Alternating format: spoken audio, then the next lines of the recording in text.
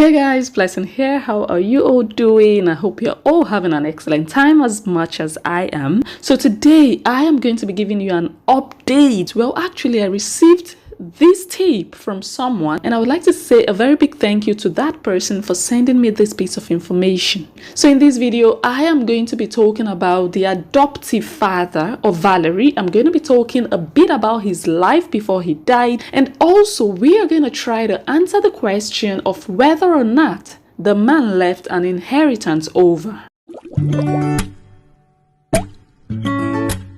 So in a bid to carry everyone along, in case there are people here watching this video now who don't know what this story is all about, here is a brief summary. Now, there is an ongoing custody battle between the KO family and Promisechucks over a 14-year-old girl called Valery. As at the time of recording this video, Valery has moved in with the KO family, which did not entirely go down very well with Promisechucks, who is allegedly the biological father of Valery. Promisechucks has been called forward to come do a DNA test to prove the paternity of Valery, but so far not much is really known about what exactly he is doing at the moment. If he has gone ahead to do a DNA test, if he is trying to claim back Valery, not much information is out there as to what the situation is with Promisechucks. And the people from his camp have been accusing Mabel of KO family that the only reason she is fighting to have Valery under her custody is because Valery's adoptive father, late Ludwig Fels, allegedly left an inheritance over for Valery. Now, Mabel has come out in the past to vehemently refute this claim. In fact, she also said at a point in time that after Mr. Fels died, the Valery was allegedly served a bill of over 5,000 euros to cover his burial expenses, and that is something I totally find unlikely, because I cannot imagine anywhere in the world where a minor, a 13-year-old child at the time, would be expected to foot the bills of her late father's funeral. And the people from the KO family's camp are also alleging that the reason Promisechucks is now interested in being part of Valery's life is because he thinks that there is an inheritance. So like I said before, we are going to try to look into this and also try at least to deliberate on whether or not there is an inheritance. So before we do that, I want to give you guys a quick insight into Ludwig Fels' life.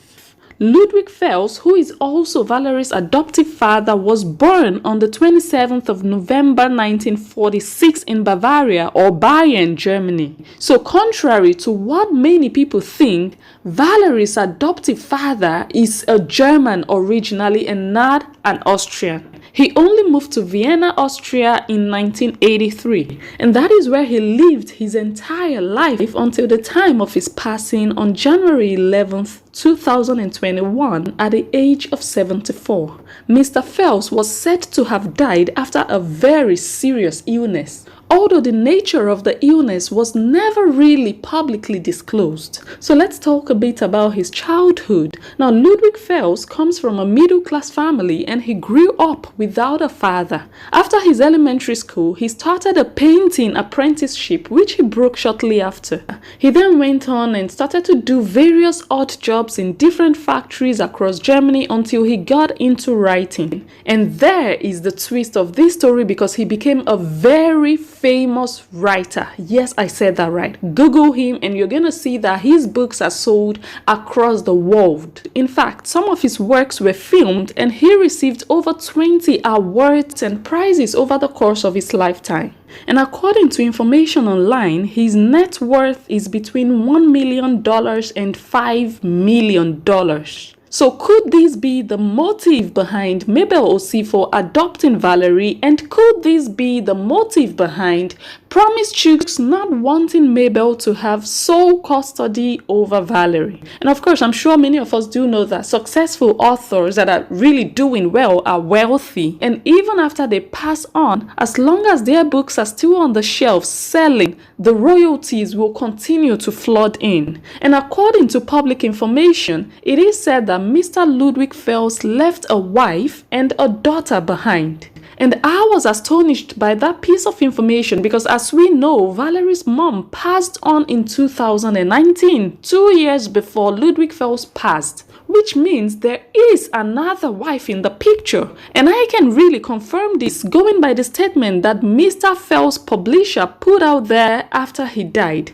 Now, Mr. Fels' publisher announced his death and also wrote, "Our thoughts are with his wife." So Valery's adoptive father still has a living wife somewhere in Vienna, Austria. So what would this mean for Valery in terms of the inheritance? That would mean two things. One, if Valery was indeed included in the will of Mr. Ludwig Fels, she would still be entitled to whatever has been assigned to her, whether he has a wife or not. And it also means that the claim by Mabel Osifo that a bill of over 5,000 euros was sent to Valery to pay for her father's funeral are, like I said, unlikely, because there is no way they are going to bypass someone's spouse and expect a minor, a child of 13 years old at the time, to come forward and pay that amount of money. I mean, where would they expect her to get that money from? And it is also worth mentioning that Mabel previously said in one of her videos that Mr. Fels indeed has a living wife. Take a listen. A child I started taking care of before even the so-called father died. Who cares about the money? And don't forget, this man have a wife. Oh. This man where they talk say he leave property, he get wife where they are alive. Oh. Because I know they talk. I don't want to talk about it. But if I talk about it, everybody will be say they don't talk nonsense, and I go shame. I love my princess, and that is all. Say for money, money care. Okay, you said it that Fels has a wife. Yes, so he has a wife, oh, my sister. The wife is very much alive, oh, sure. When I won't push the woman come off for house, carry house. So with all this information and with the knowledge that in most parts of Europe it is impossible to be married to two women at the same time, it is highly probable that at the time that Mr. Ludwig Fels died, that he was not legally married to the mother of Valery. But what kind of relationship did they still have? Did he entirely cut ties with her and with Valery? Did he exclude Valery from his inheritance, which is very possible? You guys should remember that after Valery's mother died, Valery did not move back in with her adoptive father and his wife at the time. Rather, she was taken to a shelter for unaccompanied minors. So I think Valery should be able to give more information as to the relationship that she had with this man. Did he ever pay her a visit while she was there at the shelter? Or perhaps he was very sick at the time that he could not visit her. What kind of relationship did she have with him? And another very confusing part of this puzzle is that when Bonita died, Bonita is the mother of Valery. May her precious soul rest in peace. On the obituary that you see here, she was still carrying the name Fels. And like I said, it is really confusing because it looks like she was married to Mr. Fels and then they divorced and then he remarried, and a lot of people don't know now if his separation from Bonita might have had an effect on the will that he left behind. That is the big question. And even if there is a will that includes Valery, we can only find out when she attains the age of adulthood, which is 18 in Austria. So you guys should go ahead and let me know in the comments down below if you think that Mr. Ludwig Fels included Valery in his will or not.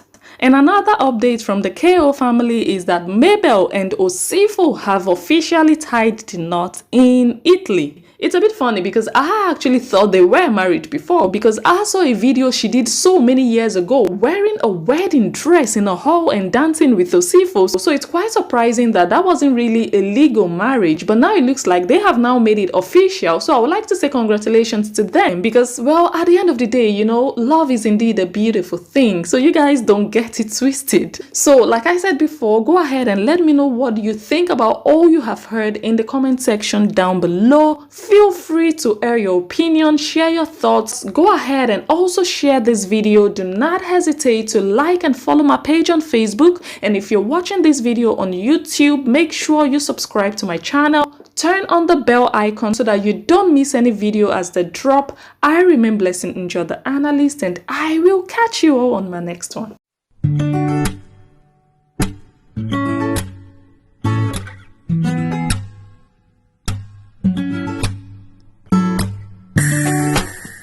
갑자기 내게 나타나준 너, 난 아무 말도 할 수가 없었지. 첫눈에 반한다는 이야기가 널 보는 순간 이해가 됐어.